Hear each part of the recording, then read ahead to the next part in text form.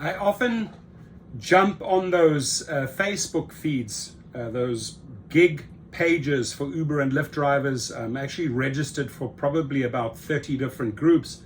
And I read the comments from time to time because you get a lot of info there. And this guy says, Uber is spying or at least listening to conversations when you are using the app.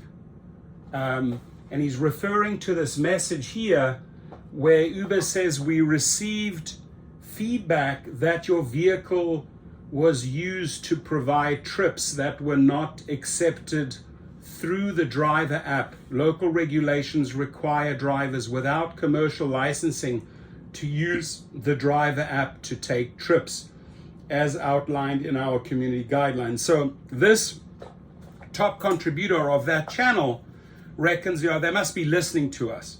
So let's look at that a little bit closer. Could be, maybe there are ways that they can listen in. Obviously they have the app, and they have certain access through the camera or the navigation beacon. So there's a probability that they are listening in on the conversation. So if they were listening in on the conversation, the following would have happened. Getting a person come in, let's say it's at a busy concert or at a sports event, or by the way, as you can see, the company is charging you a lot because it's supply and demand. Obviously the game just ended, the fourth quarter, and you're catching an Uber right away, so your fee must be astronomical. I can give you a private deal. I can give you a cash deal. Red flag, red flag, red flag.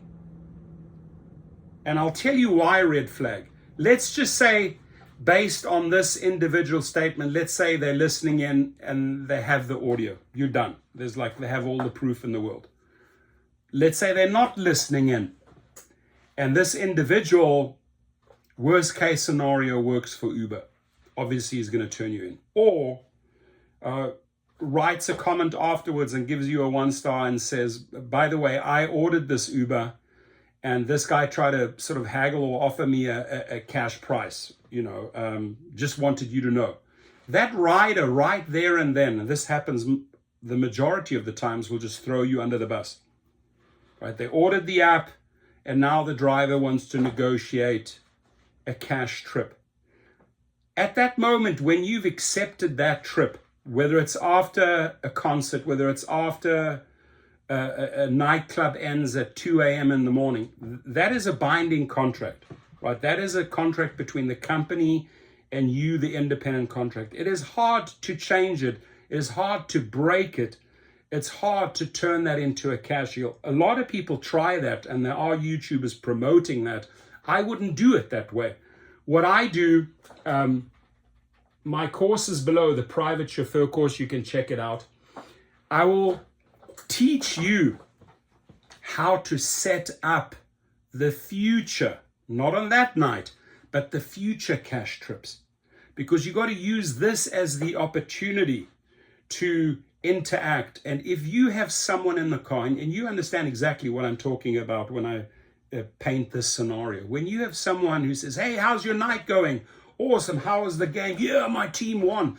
You see the guy's shirt, if he has a Raider shirt or a Chargers shirt or Patriots shirt or whatever it is, right? And you know their game, they won the game because you've been following it. You're at the venue. Hey, congratulations, your team won. You are lifting this person up. You are making them. So tell me a little bit about the game. Oh my God, they came from behind. They wanted it. And you have a best friend. Right, you have a best friend right there. You need to know, you have the street smarts to convert this individual into a best friend, because your best new buddy in the car is a future cash trip payer. My friends, I urge you, don't do it in the car when you have a binding contract between the company and you, the independent contractor, who was already accepted, and you now trying to convert this into a cash deal. Red flag, red flag, red flag. I do not teach that in my course, but what I teach you is a bulletproof mechanism where there will not be these type of complaints. I never ever received this type of complaint. The thousands and thousands, almost 5,000 people who have taken my course is not someone that's come back and said, oh my God, I was driving on Uber and Lyft and I was converting Uber and Lyft riders into my private clients, and then this happened. Never ever. Why? Because they followed the steps of the course. There is a safe way to convert those individuals into future cash clients. Now, if you are off the platform, you have Uber and Lyft, you positioned yourself at the sofa, you positioned yourself at the crypto arena or at the forum, wherever, or Hollywood Bowl, and you have your licensing in place, TCP, Transport Charter Permit. You are licensed to drive groups of people and your apps are off, right? And the masses are coming out. You quickly figure out, and the pros again know what I'm talking about here. You quickly figure out where to position yourself. Where do the masses come down? I have my little tablet. I have my little computer screen and says, hey, private driver will give you a great deal. At that point, you are not stealing Uber or Lyft's client, right? Because you are off the grid. You are off the platform. They may be using Uber and Lyft here and there. They may want to try and order an Uber and Lyft and be hooked up with an Uber or Lyft driver. But at that moment, there is no binding contract between you and that individual. And you can go in, sell the cash trip, right? Because you're not taking an existing company, a customer, a rider, and converting them into a cash trip. You have solicited, you have sold yourself to this individual. Hey, where are you guys going? Are we going out to Calabasas? Okay, on Uber right now, I can check it out. It'll cost you $200. I'll do it for $150. Should we go? Oh, wow, instant savings. They will go with you, cash. In that trip back home, after the concert, after the game, after the NBA game, after the NFL game, after the soccer game, I now make my new best buddy. How did you enjoy the Sting concert? How was the Queen concert? How was the Clippers game? How was the Phoenix Sun game? Oh, it was amazing. Right? You're not going to put the guy down if you know he just played against Boston Celtics and he lost. So, hey, I'm sorry. I can see that you're a Lakers fan. Damn, man, that looks like the Celtics won that one. Make him feel good. You want to create that warm and fuzzy relationship which ends in future cash trips. Lots of them. I have 385 clients today. So booked out, double and triple bookings, that I'm giving it to all my backup drivers. Explained here, backup drivers. Making residuals, 20% from him, 20% from her. But I don't steer drivers into this trap. I don't create this scenario. We received feedback that your vehicle was used to provide trips that were not accepted through the driver app. Local regulations require drivers without commercial licensing to use the driver app to take trips. If they deactivate you over that, obviously that's a different story.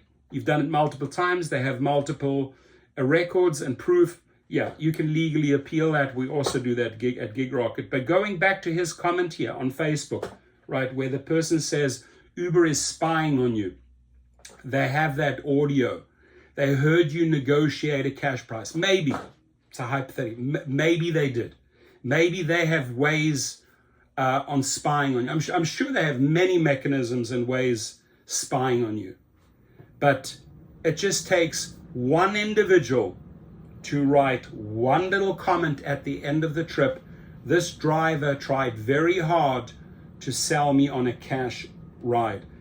Why did that rider or passenger maybe not take that cash ride? Because maybe he or she is smart enough to know that, okay, does the driver or doesn't the driver have commercial insurance? Are they or are they not part of the transport charter permit program? Are they paying their fees? Are they fully insured? If something happens to me in this trip, am I okay? Right, so I'd rather play it safe. No, don't worry, I'm not going to take the cash trip because I don't really know if you're insured. Oh, I'm insured. Oh, show me the proof, right? But no, it's okay. I'd prefer to leave this as an Uber trip. And they continue as an Uber trip, and the guy turns you in after the end of the trip. This is what happened here. They will turn you in because they do not want to take a chance. The moment you want to take them off the grid, is he or she insured? Am I okay? Am I insured as the passenger? Not going to take a chance. I'll stay on Uber. Bam! They report you, right? Bam! I want to report this driver who tried to solicit me and turn me into a cash ride. I ordered an Uber, tried to give me a better price. I'm hereby filing a complaint. You don't want those people. Let me show you how to avoid that, get around that. Courses below, and set yourself up private after private after private client. I took some, before we end the video, I took a little bit of rest day today. I needed to recharge. The last 3 days was from 4 a.m. From 4 a.m. till literally 10, 11 p.m. Up again at 4, 5 a.m. till 10, 11 p.m. 3 days in a row. Yeah, it was good money. 800, 850, 1,000. It was like almost $2,700 in 3 days. That's a lot of money. But you then have to take a step back, because trying to do that same type of, schedule with private client, you get tired after 4 days. You have to recharge a little bit. So what I'm basically, quick calculation, if I earn $2,700 or $2,800, let's say, with tips in 3 days, what I actually need to do is, like, I worked 3 days, took the 4th day off to rest, and then divide it by 4. Actually, if you average it out, I made about $700 a day, which is really, really good money. And that, my friends, is only possible there. So check it out. But why did I make the video? Just to warn you how to handle this. These instant cash conversions will bite you in your ass if you are not doing it properly. Your comments, please.